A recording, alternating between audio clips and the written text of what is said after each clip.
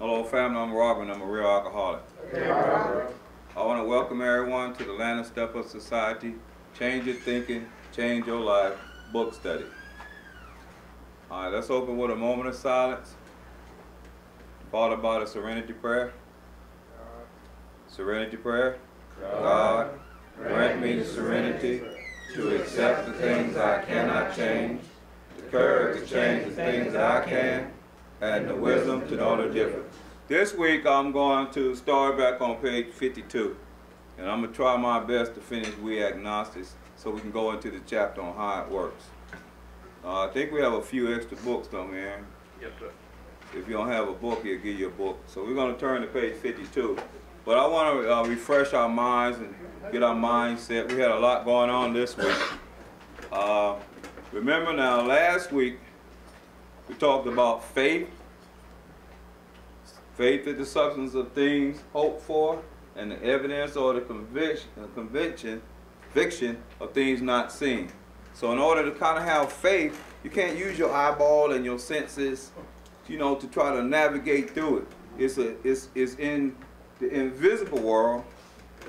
You know, you plant an ideal or you believe in something in it, and you hold on to that, and you operate in this third dimension. You operate in this world that we in right here, this third dimension, as if it already exists. That makes sense? And then we talked about reason. Reasoning or logic is our ability to use our brains, use our education, use our hands, our senses, what we can taste, feel, think, and smell. And our reason or logic only goes so far in life. And the book is going to explain it, and I'm going to try my best to teach it. But I think what I'm going to do is use my own example, how I came to the revelation of understanding that reasoning only took me so far, and then I have to come out of reasoning and step into nothing but a power greater than myself. You know, and that's kind of really hard to teach, especially when we live in a world, especially in this Western world, where when we were little, when we were born, we were always taught that everything was on the outside. Our parents taught us that God's on the outside and church is on the outside, and you need a car, and you needed a, you know, a nice home, and you had to have a nice job. Everything was on the outside. So what we did, this is our Western society, we got good at it. Real good at it. And what I mean by real good, we don't worry about the basic needs. Our basic needs. We don't worry about, most people in our country, I'm not, you know, don't worry about food. If you're hungry, you still can get food stamps. Don't worry about food. Most of us have some type of shelter. I know everybody in this room does. You have shelter. You have clothing. And most of the people can find a job or have some kind of employment. So the basic needs are taken care of. I'm pretty sure if I lived in Iraq, Pakistan, or someone over there, those needs are not fully available to everybody. They'll probably be worrying about, you know, like we have a secure, kind of halfway secure environment. I can just get out here when I drive home at night. I don't worry about if I'm going to get car bombed. I walk up and down the street at night. I don't worry about if somebody's going to hijack me, you know what I'm trying to say, or shoot, you know, go eat in McDonald's and the whole thing blow up. I have no kind of fears. That's the environment we live in. But if you were over there, those would be worries. They're probably worrying about where they're going to eat. You know, probably worrying about if they go to school, you know, is it going to be blown up? So they have the basic needs for them is not the same as ours. They have different worries. We have more mental worries. What color is my hair? That I got the extensions in. Keeping up with the Joneses. You know what I'm trying to say? Is my job better than yours? How much money you make compared to what I make? Our like worries have shifted to like mental, and most of it is exterior to me. It's on the outside. You know, it's on the outside. When we speak of worldly things, we're talking about outside stuff. Outside stuff. And we have a lot of outside stuff. We've been blessed. There's a lot of outside stuff around us. And we pay a lot of attention to that. That makes sense? So I'm going to try my best to bring this in and make it gel where it can help somebody. If it don't help y'all, I'm going to help myself tonight. You know? So what I want to do, and that's kind of like reason. I want to start on page 52 and briefly go over some things that I saw we missed last night. And I have a reader now, so I can get back to what I do. All right, we're going to start on page 52 where it said, well, but in most fields. But in most fields, our generation has witnessed complete liberation in thinking. Show any longshoreman a Sunday supplement describing a proposal to explore the moon by means of a rocket, and he will say, I bet they do it maybe not so long either. It is not our age characterized by the ease with which we discard old ideas for new, by the complete readiness with which we throw away the theory or gadget which does not work for something new which does? All right, let me stop right there. Let me go over that. But in most fields, we're talking about engineer, you know, like engineering, trucking fields, you know what I'm trying to say, educational field, whatever, you know, mostly job related. Our generation has witnessed complete freedom of our thinking. We're liberated. We have freedom of thinking now. Remember we were talking about in the ancients where they were kind of restricted on their thinking? But now we have a liberated way of thinking, and this is going to make a lot of sense. Show a longshoreman, that's a guy who loads and unloads ships. I'm pretty sure if you're in New Orleans, up and down the Mississippi, you'll know what he's talking about. Or in the Bay Area. Show any longshoreman a Sunday supplement describing a proposal to explore the moon by means of a rocket, and he will say, I bet they do it. Maybe not so long either. So, you know, back in that day, you know, this is not, we know we can do it. But that's kind of like a critical thinking for a man that worked on the sea to even be thinking about going to the moon. But they, even then, they was able to say, yeah, they can do it. That makes sense. So that's the liberation in the thinking. At one time, they thought the whole world was flat. We ain't going nowhere. You're not even going to get in an airplane, more or less go to the moon. All right? So it says that, this is important, is not our age characterized by the ease with which we discard old ideals for new, by the complete readiness with which we throw away the theory or gadget which does not work for something new which does. I know in my lifetime, there's some electronical stuff that we just easily threw away and got some new one. I remember when we had vinyl albums and 45s. Then come out 8-track, throw them away. With ease, it didn't matter. Nobody protested that I knew. You know, here come the 8-tracks. Then the CDs, just let them go. And then the disc, you know, the cassettes, then the disc. I mean, we had pages and beepers, they gone. No big deal. Easily, we just let them go. Correct? That's in my lifetime.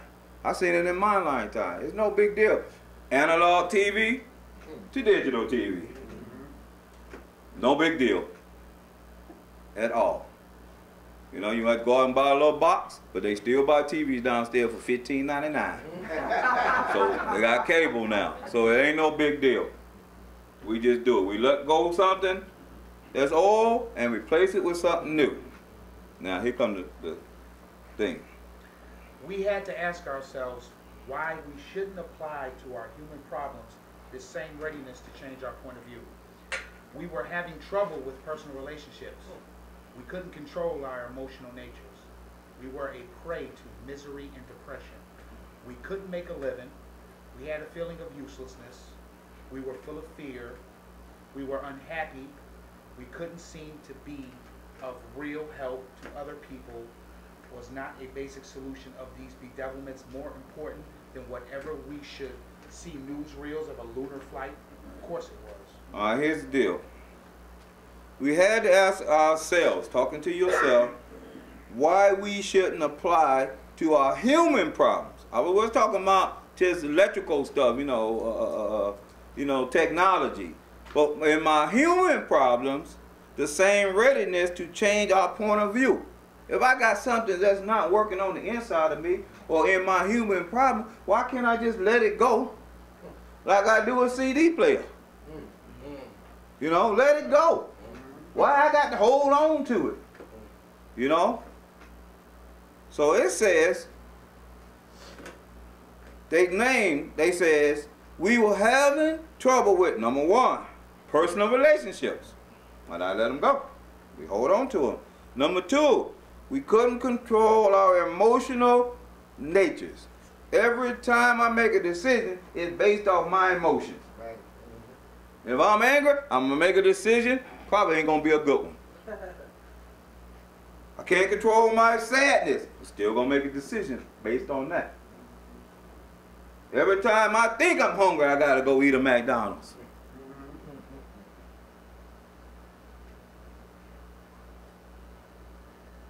Number three, we were prey to misery and depression.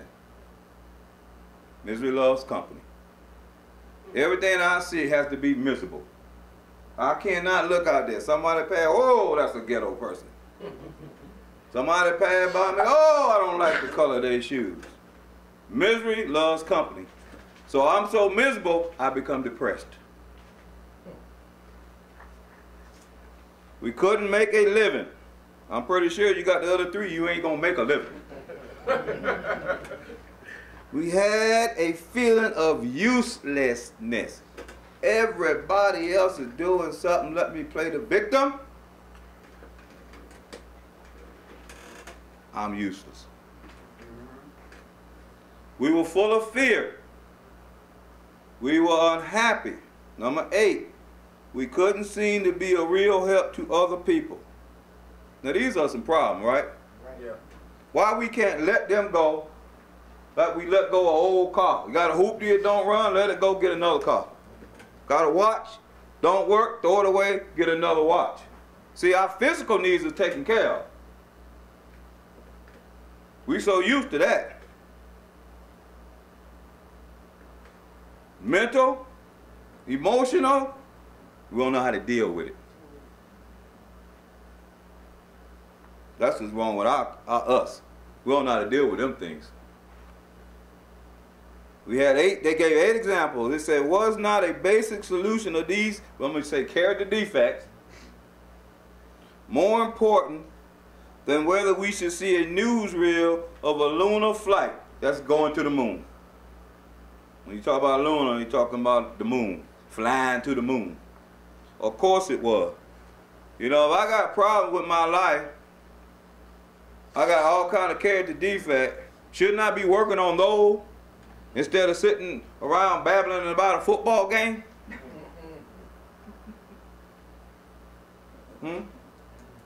Talking about what some preacher did, and he preaching and saving lives, and I'm miserable. Seems like I should be fixing that. That makes sense? Go ahead.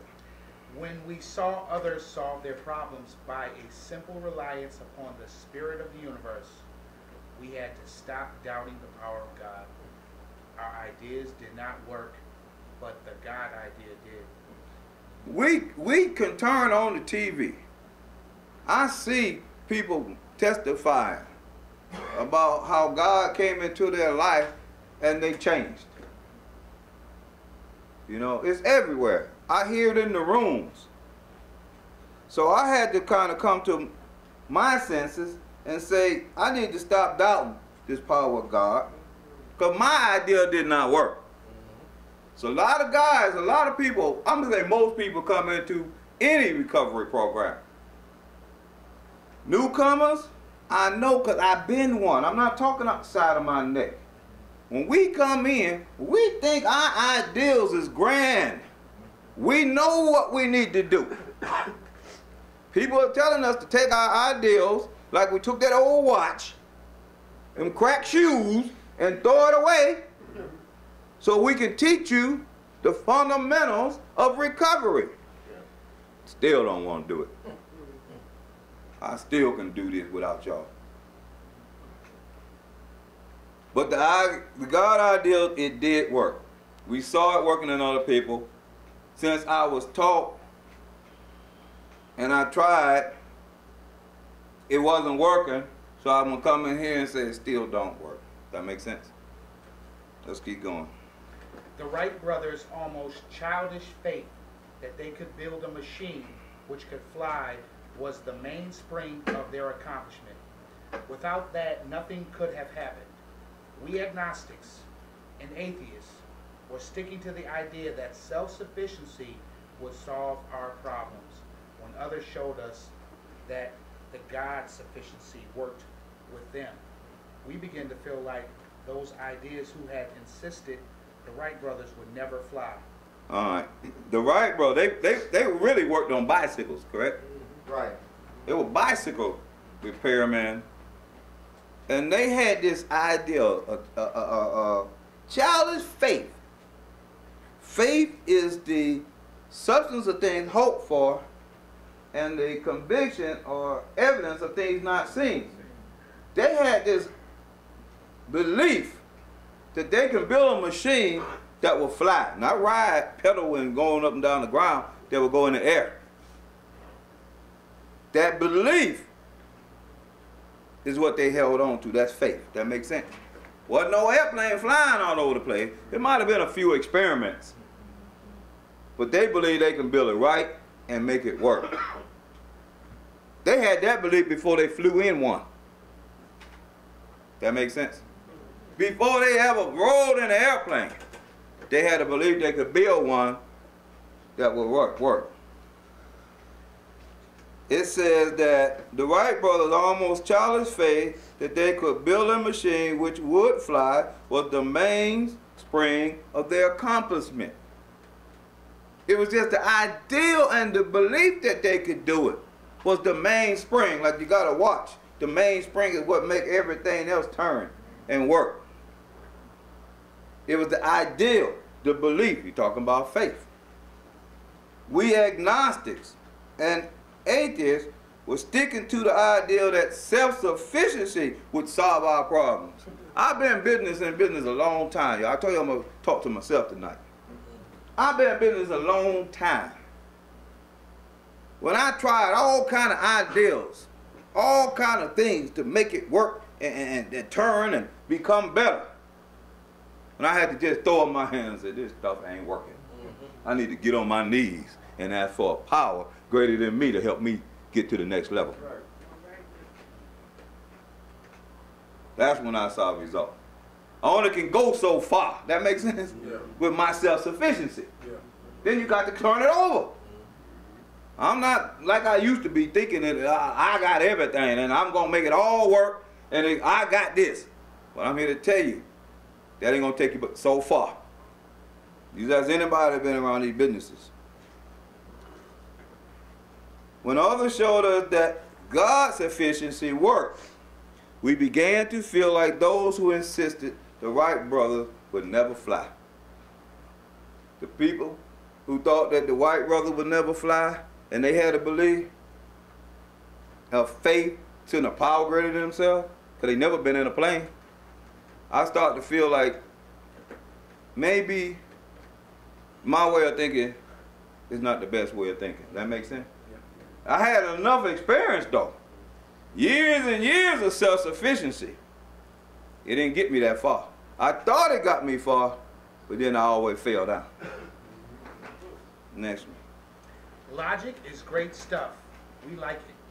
We still like it. It is not by chance we were given the power to reason, to examine the evidence of our sense, and to draw conclusions.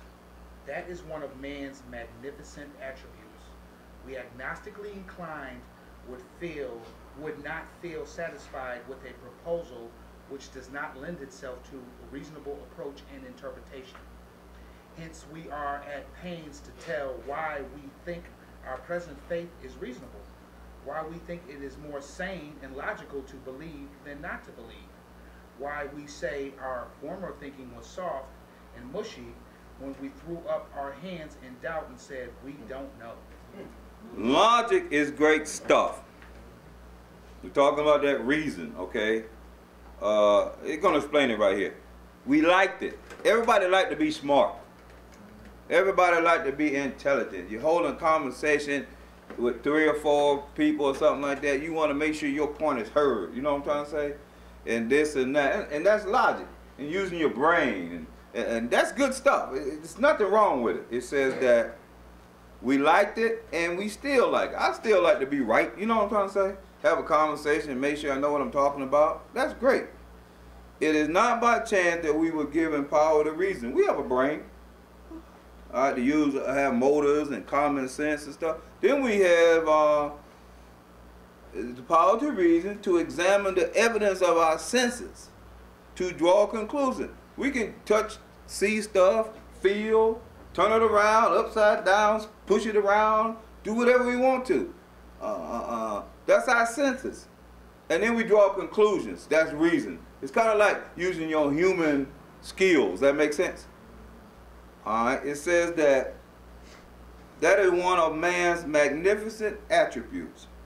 We agnostically inclined would not feel satisfied with a proposal which does not lend itself to reasonable approach and interpretation. We need to be able to explain the stuff, see what it's about, and explain it. That makes sense? We use all kind of logic every week to get this camera and all this stuff perfected. Maybe one day we need to just throw up our hands and say, just turn it on. Let the power go in and ourselves do it. We might come to a solution. But right now we still logically play. That makes sense? But that's just another way of doing it. I'm just using that as an example. Hence, we are at pains, as distress, to tell why we think our present faith is reasonable, why we think it more sane and logical to believe than not to believe, why we say our former thinking was soft and mushy when we threw up our hands in doubt.